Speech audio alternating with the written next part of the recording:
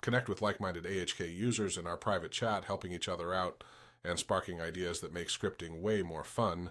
Join our Friday and Saturday Zooms for 3 hours of hands-on AHK teaching and support. Get unstuck and level up in real time. Script, AutoHotkey Toolkit.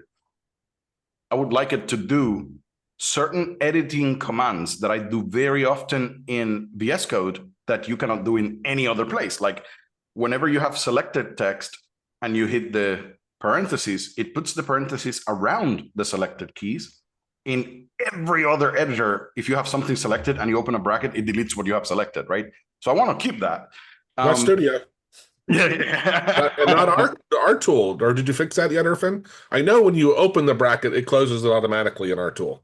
But that's what I, yeah. But selected text is very interesting. Of hey, there's a lot of little things like that. Uppercasing the selection, lowercasing the selection, making it title case. That's another thing that I would love to have all the time. It's not just in VS Code, not just here or that, right? So hold on, Isaias, because you weren't on the call, but we had a call with Michael this week, and he was the insurance inspector. Remember that went to the hurricanes and stuff, and yes. He was talking. He's like, hey, I would like this. Sometimes he has 8 million hot strings, right? He has a lot of hot strings. They're very short, but he's like, sometimes I want this text uppercase and lower, and he wanted to have a hot string, and I said, hey, you know what I would do? Because it's going to get really hard to remember all that stuff. What I would do is still use your normal hot string, but we'll give you a hot key because you're going to do it a lot, right? To select text and hit a hot key to title case, uppercase, or lowercase, right? Right. Because and it is very simple. Yes. Yeah, and it was just a good. It's almost like a function call. Like, oh, I want to. I don't. Yes. Use this. I guess we could have it if we cared to. We could build him his own hot string, like I have in my hot string class that I shared with Ray Yes. ago, where hey, if the shift key is down, it will title case, right? If the shift, so we could have something to be smart about it to know I want uppercase or title case or lowercase, right? But that would be, I don't know about you, as that to me, doing that with the normal hot string and AutoHotkey, like that might be a bit with just a trigger, it might be complicated. Well, and that's the thing. I think it is so sorry, depending on what you mean by that, right? There is something that the main idea is extremely simple. It's so simple that I can show it even right now. It's not that hard. I'm referring to just, you can have hey, when I type my hot string, but I have the print screen down, now I know it's title case. You know what I mean? Actually, there is an option in hot strings to do that. You can make them case sensitive. So if you no, but that's not what I'm talking about. Anyway, it's fine. You can I'm just saying this way you don't have to change everything. You would just have, hey, is this print screen down? I have the same trigger every time, right? Yes. Changing that. Because so you're maybe you would need a state key like the num lock or the caps lock, right? Yeah, right. So in any case, one of the things, so maybe I can show this. So going back to what I was saying about hard, so let's say that I like, and I do this on VS Code, Control Alt Shift L, lower cases, whatever I have selected. Well, the one thing that we can do is just have a function that the only thing it does is that it sends first Control C, right? So I have the clipboard, I empty it, send Control C, clip wait, let's say 1 second here, and then if I have nothing selected, then I just return. I have nothing because I have nothing. But in any other case, for lower, str lower, the clipboard. That's it. So that does that one. So for example, if I say I have uppercase text, right? Oh, sorry, and I want to send that, by the way. And let's just run this.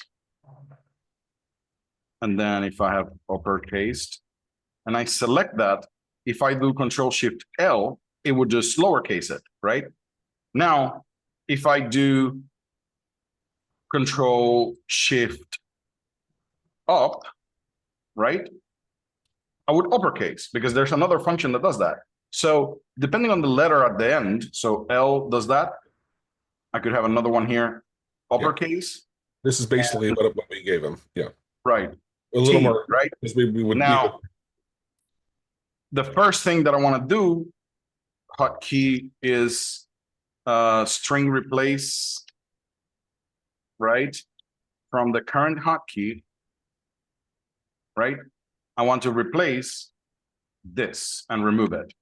So I want to remove it because I'm going to stay with one character, the L, the U, or the T, and I can now just switch on that. So that hotkey, and depending on the case, I would call a different thing. So we have L, U, and T. And if it is L, is lowercase, right? And if it is U, then we're gonna do upper here. And if it is T, we're gonna do title, right? So this is what I meant. It is a very simple thing to kind of create at this point. I would rerun that. Oh, because I have a. And now, if I press U, it uppercase it, L lowercase it, and T title case it. You see, it's just very simple to get this going. And actually, this could be a function that you can call whenever you want, right? But if you want more actions, right? Like every third letter should be uppercased or whatever. I don't know what you want to do, right? But that's what I meant. Yeah. It was not too hard to get started. Once you want to do more complex stuff, well, then yeah, you might need to do a few more things. Yeah, but I'm not saying that. But first off, also, not that we're going to do it, but just above, we would always say, hey, let's back up our clipboard and then we'll restore our clipboard because we don't want to, because we can do it, right? It's so easy, right? So just a reminder of like, hey, we would do that here. But my point, go ahead and create a hot string. A hot string. Yeah, so let's say TAC for the automator.com, right? Now, what Michael was saying is so put in. No, so I think I have TA here. Yeah. I don't know if it is there. The automator. Yeah. Now, sometimes he wants this uppercased, sometimes he wants it lowercase, and sometimes title cased. I'm saying, so you don't want to change this. Okay, yeah. I think I understand your point. Well, my point is no, leave it the way it was, just for whatever. It doesn't matter. The trigger, imagine putting a U in front of the TAC. Like, this is the dumb approach, right? Okay, right. Now I'll put it all upper now and then put it all TAC to be lower, right? This is dumb. What I'm saying is we could have built a function that actually takes into account. Yeah, that's what I was just going to do. So I'm going to build a function that now checks the states. Get key state of my caps lock, for example, caps lock. Yeah. And if it is toggled, right? Right. So if the caps lock is toggled, then we're going to send string upper. Yeah. This thing here. To be clear, correct me if I'm wrong, like we would normally put a variable, we'd store a variable with the text, so we don't have it. Very likely, right? So it would be a function, and we just call the function with it. Yeah. But for example, for one string, we could do this, and I think let me just confirm because that's the one thing I always get wrong is that some of them do check for the, yeah, there we go, the toggle state for caps lock, num lock, or scroll lock. That's great because I have 3 different keys that I can check the state of to get different things. So, for example, if the caps lock is toggled, it would be upper. If it is not toggled, I could send it lowercase or actually normal. Whatever. Yeah, right. Right? Yeah. It would be just normal. Yeah. But if I have the caps else lock if and yeah, well, what? Yeah, I was just saying if yeah, and num lock and scroll lock or I can just even just look at the scroll lock, right? So scroll lock, right. if I have the scroll lock toggled, then I want to send it as you know, lower or whatever, right?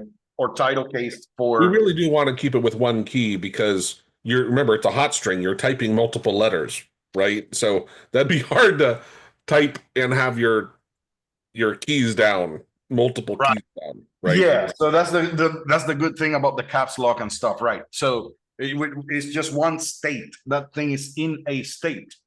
And the cool thing about the num lock, caps lock, and scroll lock is that we have kind of like and multiple keyboards. You have these indicators on your keyboard that tells you whether they're on or off. So we can do that. But basically, this is what Joe is explaining. Like, hey, we can get the state of it whether it's toggled or not. If it is toggled, let's send it all uppercase. If it is not toggled, then it would do something else, right? So Well, yeah, we can be smart about it. We can come up with different ways of doing this. in And to my your point, this could be a function that I can call right. for multiple hot strings, not just this one, right? Exactly, right. So yeah, So send state, and then it will be like this, and then I would call this. well, this is why I was saying I wouldn't use the built-in hot strings, or I guess I'm sorry, maybe you are doing that. So you're passing the text and Right, I'm passing the text. Yeah, okay, gotcha. Right. So basically, whatever I do with this function, we just pass it as a variable, and now I have a different hot string need the that X. does. Yes, I do. Okay. Right. Yeah. I only know because this is how I do my other ones because I would not have remembered. Yes. I do this a lot. So if I have, GG at this point, it would do right something like this. Right. Stuff like that. So now I have a function that it doesn't matter which of the two I send, then they do something, with that. So right now I'm running it. If I send, I put my caps lock on, TAC is uppercase and GG as well, right? But if it is not caps lock, that same thing would send it normally. And I would say, everything's there. And if I have the scroll lock on, then it would, TAC would be all lowercase. And I know that it is because this one was the uppercase character. Yeah. So yes, basically the idea is sound. The only thing is the details of how this behaves in here that we can kind of talk about. But again, those things, that's the cool thing about AutoHotkey. Yep. It's so simple. We just came up with something that works, and I would do the same here with the open parentheses, for example, would actually then, if I have a parenthesis here, it would send the text with, so if I have an open parenthesis, it would send it with the parentheses, right? There you go. So that should, cool. Theory, let me see. That's how do I do the parentheses as a key, right? Yeah. That's a good question. Oh, hold on. No, this is different. The automator at the bottom here. I think that one worked. So now if I start, and now all my highlighting is screwed because I opened a line with a parenthesis and now it's just breaking the whole thing. But right now, if I have something selected and I open a bracket, okay, so it kind of did it. Yeah. But how did it not send that? Oh, because this is the key part. this is being pressed, so it is sending it again. So I need the keyboard hook on that so that it's only the send command here doesn't trigger itself. That's one of those examples where that would happen. So if I do this, oh, it didn't work. Let me see, scroll up. Ah, so annoying. I don't know. But basically, I know that it did. It did send it, but this didn't send the thing. Oh, maybe I can do it like this with a bracket. Yeah, I would think that would work. Or just send the key through. You know, Right. I think that would work too. So it would just send the thing, send the key, and it would just, oh, nope. Maybe there's a delay there. So let's do that again. We said open parentheses. Oh, the here we would do it with the brackets like this to let it. But I think that would trigger the hotkey anyways. Yeah, I don't know. But again, you get the idea. I'm just trying Could to you get use it. send raw there or send, it's just send text? Isn't there a different send that's, oh, but the other stuff, never But mind. it would still Yeah. send the key and it would still but I know that the keyboard hook is a big part of it. I know that I have to do that. That's for sure. Because the reason why I didn't send it is because this now is not the hotkey and I have to be able to replace. So I should be able to replace anything, including the parentheses. Let me just open the parentheses there. And that would remove the parentheses from the list. I have to see why it's not working, but you get the idea. I would just go ahead and take a look at it, see how that works, how that behaves. But I can do that with the open bracket, with the closed bracket, the open bracket, the braces, the stuff. And then you have one function that does this. And then you put this on your main script. And now you have that in everywhere you are, right? Which is why I want, and we're, way past the end of the hour, but so I want to wrap this up, is the really important point is this: hey, I have a certain thing I want to do on a lot of my other things. And that's when you should say, I need to think differently, right? I need to think of a way Yeah. to approach this programmatically instead of doing a dumb approach, which we all, I think, could have figured out the initial one of just add a upper lowercase letter in the front and just say, okay, it's going to do different stuff, but maintaining it sucks and doing it all sucks. This takes Right. longer to figure out, but once you get going, it's versatile. Yeah. It's just a one-time thing. Yeah. All right. Very well. Very well. Stop the recording. Explore our huge library of 466 plus hours of recorded AHK tutorials. Watch, rewind, and master tricks at your own pace. Members enjoy a sweet 25% discount on everything we offer, from in-depth courses to ready-made scripts and pro services.